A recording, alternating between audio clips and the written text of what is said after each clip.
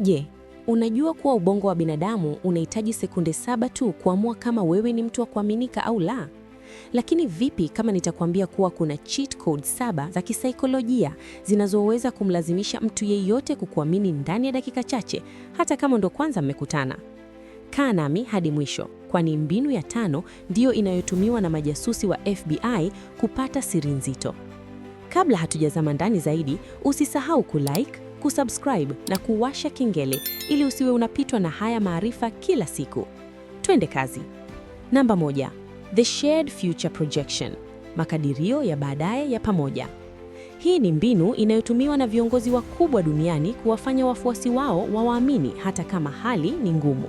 Ni kuhusu kutumia lugha inayojumuisha, inclusive language. Kisayansi, ubongo wetu unazalisha dopamine tunapofikiria kuhusu mafanikio ya baadaye. Ukimfanya mtu ajione yuko kwenye picha ya mafanikio yako, anaanza kukuamini kama kiongozi wa safari, guide. Tumia neno sisi badala ya mimi au wewe. Badala ya kusema nitakusaidia upate matokeo, sema tutahakikisha tunafikia lengo hili pamoja. Anza kuongelea mipango ya mwezi ujao au mwaka ujao kana kwamba tayari ninyi ni timu moja. Unapojenga picha ya baadaye ambapo ninyi wote mpo pamoja, shared future, unamfanya mtu ajihisi salama kisaikolojia. Huwezi kumwacha mtu ambaye tayari umeshamwonyesha ramani ya wapi mnaenda. Namba 2. The power of precision and specifics, nguvu ya maelezo ya ndani. Watu wanaodanganya huwa wanatumia maneno ya jumla. Ubongo wetu umeprogramiwa kutokuamini maelezo yasiyokuwa na namba au picha kamili. Kuna kitu kinaitwa truth bias.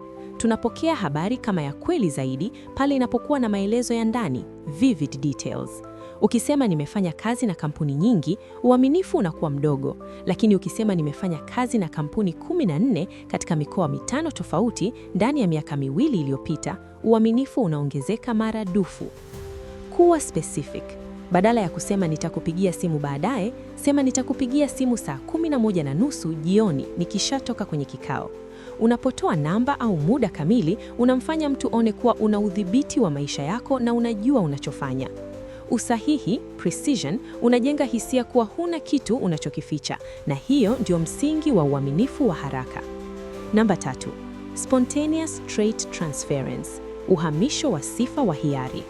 Hii ni moja ya mbinu siri kabisa kwenye saikolojia ya kijamii ambayo watu wengi wanaichafua bila kujua. Unapoongelea sifa za mtu mwingine ambaye hayupo hapo, ubongo wa msikilizaji wako unachukua sifa hizo na kuzibandika kwako. Kama unamsifu mtu mwingine kuwa ni mwenye akili na mwaminifu, msikilizaji wako anaanza kukuona wewe kuwa ni mwenye akili na mwaminifu. Lakini ukiwa unamsingizia mtu kuwa ni mnafiki, ubongo wa msikilizaji wako utaanza kukuona wewe kama mnafiki.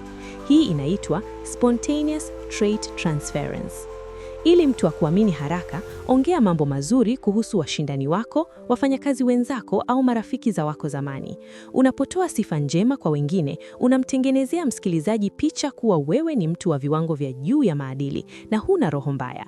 Hii inajenga uaminifu kwa sababu anaamini kuwa hata akiondoka, utaendelea kumlinda na kumwongelea vizuri yeye pia. Usisengenye. Kusengenya ni sumu ya uaminifu. Namba 4. The illusion of control, kumpa mamlaka ya maamuzi. Watu hawaamini wale wanaojaribu kuwashurutisha, control. Uaminifu hustawi pale ambapo mtu anahisi ana uhuru wa kuchagua.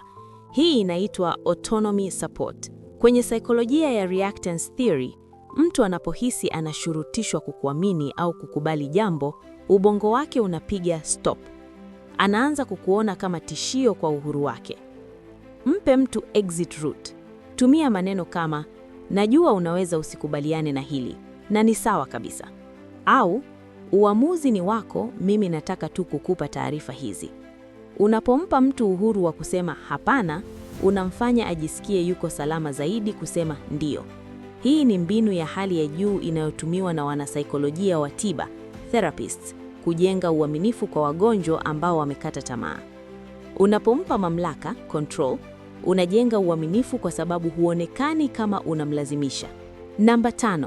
Emotional labeling and active listening, mbinu ya FBI.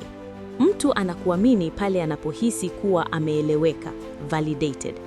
Chris Voss, mpatanishi mkuu wa mateka wa FBI, anasema mbinu bora ya kujenga uaminifu sio kuongea, bali ni kulebo hisia, emotional labeling.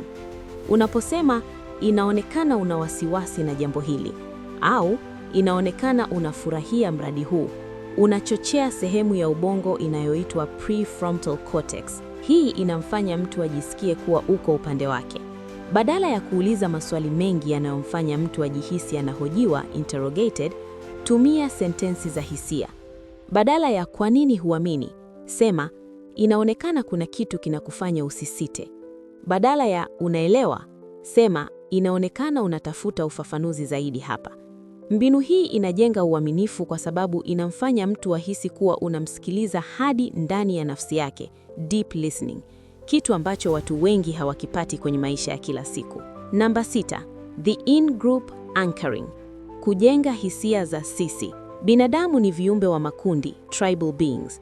Tunawaamini watu ambao tunahisi tuko nao kundi moja. Hii kitaalamu inaitwa in-group bias. Tafiti zinaonyesha kuwa tunawaamini watu ambao wana adui anayefanana na wetu au wenye changamoto zinazofanana na zetu. Tafuta kitu kimoja unachokipinga ambacho yule mtu mwingine pia anakipinga. Inaweza kuwa ni mfumo fulani wa kazi, tabia fulani ya watu au hata changamoto ya hali ya hewa. Unaposema nachukia namna ambavyo mchakato huu unachukua muda mrefu na yeye akakubali, hapo hapo umetengeneza mental bridge. Huhitaji kufanana naye kila kitu. Unahitaji tu pointi moja ya sisi dhidi ya hilo jambo. Hii inamfanya akuone kama mmoja wao, one of us. Na kisaikolojia hatuwezi kujiogopa wenyewe. Namba 7, the hand visibility signal. Siri ya viganja vya mikono. Hii ni mbinu ya kibiolojia ambayo watu wengi wanaipuuza, lakini ndiyo inayofanya kazi haraka zaidi kuliko maneno. Kihistoria, binadamu walikuwa wanaangalia mikono ya mgeni ili kuona kama ameshika silaha. Leo ubongo wetu bado unafanya hivyo hivyo. Usipoonyesha mikono yako, ukiiweka mifukoni au chini ya meza, ubongo wa mtu mwingine unajawa na wasiwasi, subconscious anxiety. Wakati wote unapoongea na mtu, hakikisha viganja vya mikono yako vinaonekana. Keep your palms visible. Tumia mikono kuelezea mambo, gesturing. Kuonyesha palms, open palms, ni ishara ya ulimwengu mzima ya sina cha kuficha. Hii inaitwa the truth teller's gesture. Ukichanganya mbinu hii na kumwangalia mtu machoni kwa 60 hadi 70 ya muda wa mazungumzo, unamtengenezea mazingira ya kibiolojia ya yeye kukubali kila neno unalosema. Njia hizi 7 si mbinu za kitapeli, bali ni lugha asilia ya ubongo wa binadamu. Ukizitumia kwa nia njema, milango iliyokuwa imefungua itaanza kufunguka yenyewe. Kabla hujaondoka, niambie kwenye comment, ni mbinu gani kati ya hizi 5 umeiona kuwa na nguvu zaidi, au ni ipi ulishawahi kuitumia bila kujua? Nitasoma comment zote na kujibu. Asante kwa kutazama, tukutane kwenye video ijayo. Peace.